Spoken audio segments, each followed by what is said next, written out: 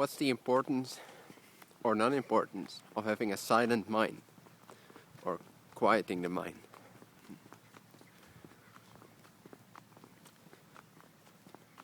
Ultimately, it's not about how silent the mind is, because you can be completely thoughtless and you can still be completely numb at the same time. Often silence is a kind of a numbness, just a state of mind, just a cultivated, like when you beat a dog often enough, it will keep quiet. But is it a happy dog? Is it a free dog?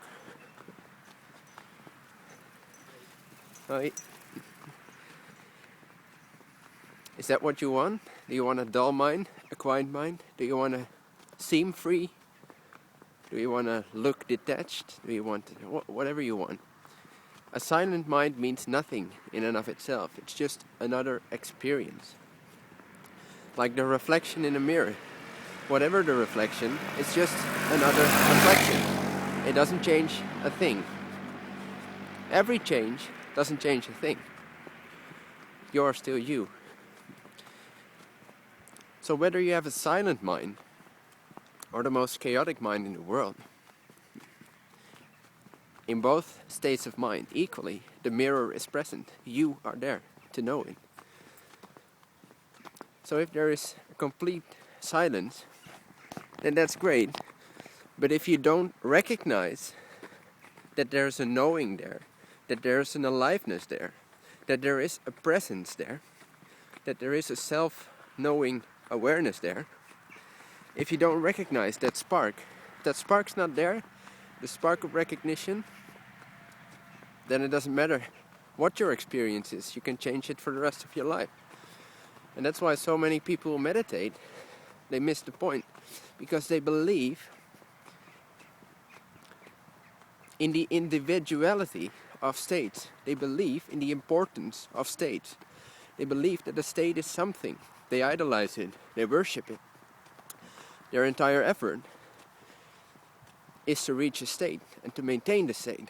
But when they're in the state, after a while you'll start to notice, if you're a meditator, so I am in this state, what's next? What the fuck am I doing here?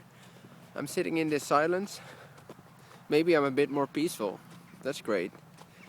But then life starts again. Where have I made any true progress or anything like that?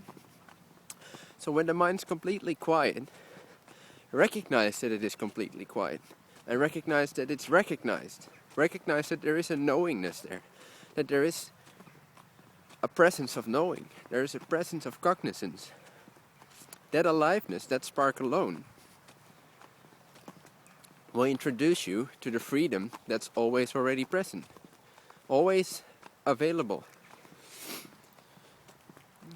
And then when thoughts come in, and when you have a very active mind, or maybe a depressed mind, or an anxious mind, or a very loving mind, or a very hateful mind, whatever it is, it's just another experience in the mirror, another reflection in the mirror of consciousness, of awareness, of you. You are the only constant in every experience. Have you ever had an experience where you were not involved?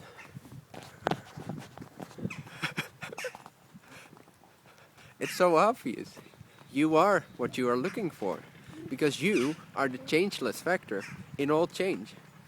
If you recognize this knowingness, this ability to identify, this ability to see, this ability to know, if you identify that this is always already present, just recognize this consistently until the heart shifts, until your human experience naturally relies completely on this.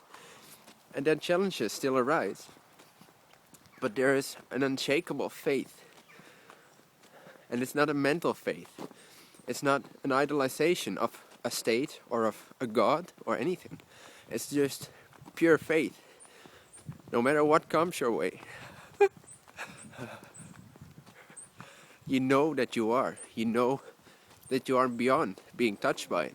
And all of this comes about simply by that spark of recognition, the spark of recognizing that there's a cognizance which knows intimately itself to be here.